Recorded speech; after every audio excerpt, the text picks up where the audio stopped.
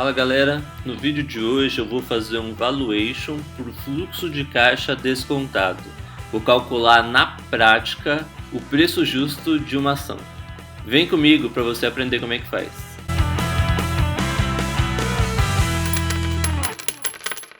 Sejam muito bem-vindos ao canal Trocando Pilas. Eu sou o Lucas Rafael e o vídeo de hoje tá bem maneiro. Eu queria, quando eu comecei a estudar ações, ter visto esse vídeo que eu vou fazer agora, porque eu não encontrei na internet como fazer um valuation adequado para eu saber se uma ação tá cara ou se ela tá barata. Então eu já vou pedindo para você deixar o seu like, porque deu algum trabalhinho para fazer as planilhas que eu vou fazer, mas ficou bem legal, tá certo? E se você ainda não é inscrito, se inscreve no canal e ativa os sininhos das notificações, beleza? Sem mais delongas, vamos ao vídeo. Então beleza galera, eu já estou aqui gravando a tela do computador. E aí como é que a gente faz? Para fazer, eu escolhi o exemplo da Vale, tá? Então a gente vai abrir aqui o Google e a gente vai digitar o seguinte, ó. Vou usar a Vale, mas o processo é o mesmo para qualquer empresa. Vale Status Invest. Esse site Status Invest é um site que mostra várias informações sobre as empresas, tá? Então você vai ver, vai mostrar o preço que ela está cotado atualmente, vai mostrar alguns indicadores das ações da Vale, mas o que eu vou usar aqui para calcular o preço justo da ação da Vale é uma parte lá embaixo, ó, chamado essa parte aqui, ó, demonstrativo de fluxo de caixa. Então aqui tem várias linhas aqui, mas o que importa é essa parte aqui, ó, fluxo de caixa livre. O que é o fluxo de caixa livre? Fluxo de caixa livre é o dinheiro que sobra depois da Vale ter cumprido todas as obrigações. Então é o dinheiro que pertence aos acionistas. Eu fiz uma planilha, olha, eu copiei eles para cá, tá vendo? Ó? Fluxo de caixa livre da Vale. Aí eu copiei todos eles. Quando eu fiz isso, dá para a gente calcular a rentabilidade ano a ano que a empresa gerou. De 2016 para 2017, ela teve um grande crescimento do caixa. Veja, ela passou de 5 bilhões aqui para 29 bilhões. Ela quase quintuplicou o caixa dela. Ela continuou crescendo um pouco menos, mas significativamente, 60% em 2018. 2019 ela caiu pela metade o caixa, mas 2020 ela de novo mais que dobrou o caixa. Se a gente faz uma média aqui, ó, média de crescimento passado, dá 146,6% de crescimento. É um crescimento muito forte. Para a gente avaliar a ação, a gente tem que estimar quanto dinheiro ela vai fazer no futuro. Como eu estimei aqui? Eu peguei mais ou menos a metade desse valor, porque eu não acredito que a Vale vai continuar crescendo nesse nível por mais muito tempo. Mas eu acredito que ela vai crescer significativamente. Então eu dividi esse valor por 2, deu mais ou menos 70%, que foi o crescimento que eu espero. Esse valor eu que chutei, tá? Eu que atribuí. Aí o que eu faço com essa porcentagem?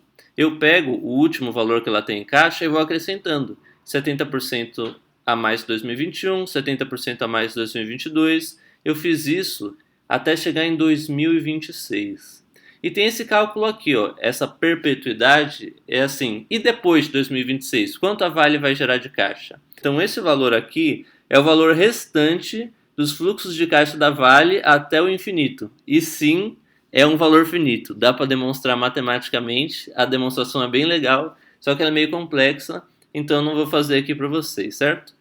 Mas com isso aqui, a gente já tem todo o dinheiro, teoricamente, que a Vale vai gerar de caixa. Aí o que a gente faz? Para eu calcular o valor da empresa, eu tenho que calcular o custo de capital dela, essa linha aqui. Como é que eu cheguei nesse valor? Dá para calcular por causa desse modelo aqui, ó, Capital Asset Pricing Model, chamado CAPM. A gente tem que olhar a Vale do ponto de vista do investidor americano. Então, do ponto de vista do americano, o retorno livre de risco para ele é esses T-bonds aqui, que estão rendendo atualmente 1,96%. Aí a gente tem que calcular o beta do ativo. O que é o beta? é a sensibilidade das ações da Vale em relação ao mercado americano. O SP500 subiu, a Vale subiu junto? Quanto? O SP500 caiu, a Vale cai mais ou menos? Aí a gente calcula a sensibilidade conforme a variação do mercado americano. Esse RM-RF é o prêmio de risco do mercado americano.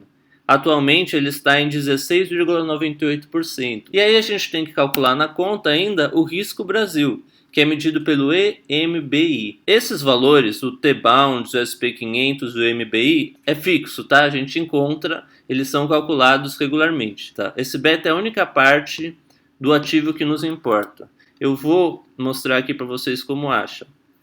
Eu estou aqui na Vale, a gente vai procurar Vale na Yahoo Finanças. Vou digitar Vale Yahoo Finance. Então aqui, ó, Vale Stock Price. A Vale é um case interessante porque ela tem ações no exterior também, né?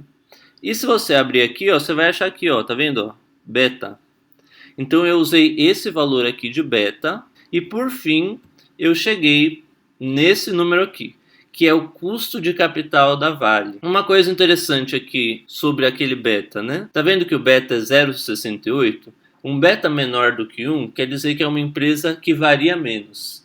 Então, ela em geral varia menos que o mercado americano. Se o mercado americano sobe muito, ela sobe menos. Mas se o mercado americano cai muito, ela também cai menos. Então esse beta aqui indica que é uma empresa estável, porque ela é menor do que 1, né? Com isso, a gente traz todos aqueles fluxos de caixa que eu estimei a essa taxa aqui, o custo de capital, a valor presente. E aí eu calculo o valor da empresa. Eu divido pelo número de ações, esse número aqui eu encontro também no site da Status Invest, e aí eu tenho o preço justo da ação. A cotação atual da Vale, eu pus aqui 89, mas a gente viu lá que estava diferente, né? Ó, já passou para 91, tá certo? Tá subindo 1,40 agora. E o nosso preço justo, ele estava em 115. O retorno nominal em reais, se o preço justo vocês concordarem com esse valor aqui, ele daria 26% de retorno nominal em reais.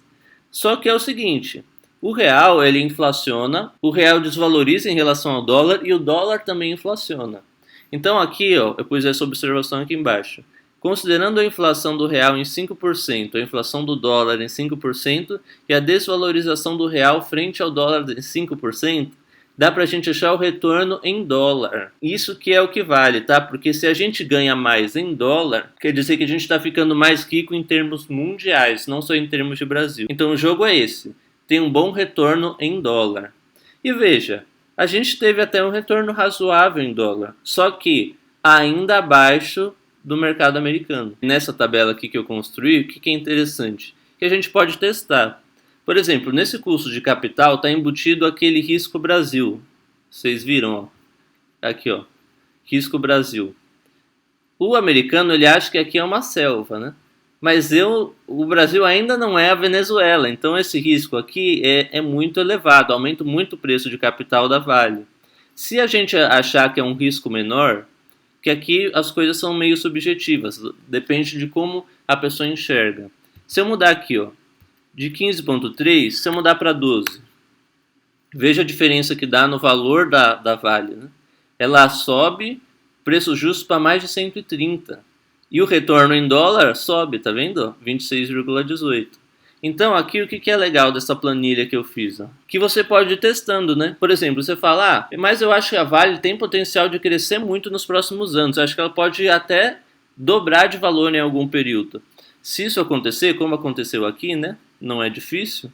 Vai que o preço do minério sobe muito, ela vai ganhar muito dinheiro. Suponhamos que seja aqui 80% o crescimento. Então veja, o potencial melhora ainda mais.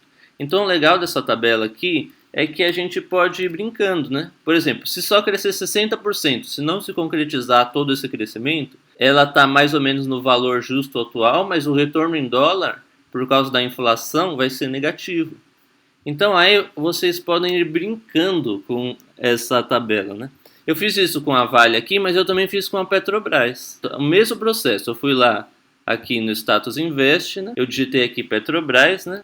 Já estou aqui no site, não, Petrobras. Então aqui, ó, Petro 4. Aí aqui ela está valendo 31,83, o mesmo processo. Você vai lá do demonstrativo de fluxo de caixa, aí você acha aqui, ó, fluxo de caixa livre. E o que é legal da Petrobras, tá? O fluxo de caixa livre dela é mais estável que o da Vale, não dá aqueles solavancos, tá vendo? Ela vai crescendo no nível mais estável, ó, 3%, 50%, 20%, 30%. Então ela tem uma média de crescimento mais acreditável, né? A média da Vale, veja, é tão alta que é até difícil prever o futuro. A da Petrobras não, tá ali, crescendo em volta de 30% desde 2016. Então a gente pode jogar esse valor aqui, estimar os fluxos de caixa até a perpetuidade, trazer a valor presente. Veja só que interessante, galera. A Vale tem um custo de capital de R$15, não, 15%, perdão. E a Petrobras tem um custo de capital de 24,9%. Aí vocês me perguntam, mas por que isso? Porque se a gente ver aqui, ó, lembra que o beta da Vale era 68? Vamos procurar o da Petrobras, ó. Deixa eu colocar aqui, ó. Petrobras.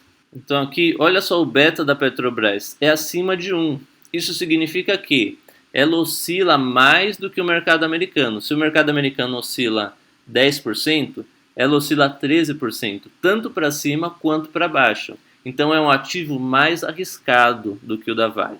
Eu peguei aqui mais ou menos 30% de crescimento, que eu acho que ela vai crescer, 2% de perpetuidade, custo de capital mais alto que o da Vale, e mesmo assim, ó, se eu pegar o valor de tudo, dividir pelo número de ações, o preço justo da Petrobras chega em quase R$100. Dá um retorno nominal em reais de triplicar o valor da ação, e em dólar dá um retorno de 80%. Então veja, as ações da Petrobras estão negociadas muito abaixo do valor presente dos fluxos de caixa dela. Por que isso, né? A Vale não tem isso, olha lá. A Vale é negociada mais ou menos a mesma coisa. Ela vai crescer, realmente se ela crescer bastante, se eu ver aqui 70%, ela vai dar um retorno. Mas se ela não crescer, se ela continuar numa toada ruim, ela está negociada ao preço justo. Por que o da Petrobras aumenta tanto? Isso aí é o motivo do risco estatal. Por causa do dono dela. O dono da Petrobras é o governo brasileiro e não é muito confiável. Coloca um Bolsonaro na presidência, ele pode intervir e fazer alguma coisa de modo que esse crescimento aqui não se concretize. Por exemplo, Lula já está com uma ideia de desdolarizar o preço do petróleo. Se isso acontecer, a Petrobras não vai crescer 30%. Então o mercado já embute esse risco no preço da ação. É por isso que a Petrobras é negociada a esse desconto tão grande, certo? Mas mesmo assim é uma das maiores empresas brasileiras. Além desse retorno aqui, que ela pode dar realmente se ela manter a lucratividade ao longo dos próximos anos, ela ainda paga dividendos, tanto a Petrobras quanto a Vale. Eu vou disponibilizar essa planilha para vocês em um link aqui embaixo na descrição. Aí vocês fazem isso com todas as ações que você tiver interesse em investir ou que você já investe. Aí você só colocando o valor dos fluxos de caixa aqui, ele já vai dar para você, por todas as fórmulas que eu já calculei, o preço justo das ações. Eu não estou incluindo aqui o valor da dívida, tá? Mas em teoria, o que a gente teria que fazer? Também pegar o valor da dívida e trazer a valor presente pelo custo de capital da dívida. Aí o fluxo de caixa ali, a gente descontaria a dívida a valor presente. Isso diminuiria um pouco o valor da empresa. Mas às vezes, usar capital de terceiros diminui o custo de capital da empresa. Depende muito de como a empresa arruma capital. Então ainda dá para deixar esse modelo ainda mais criterioso para chegar a um valor mais preciso do preço justo que você considera da ação.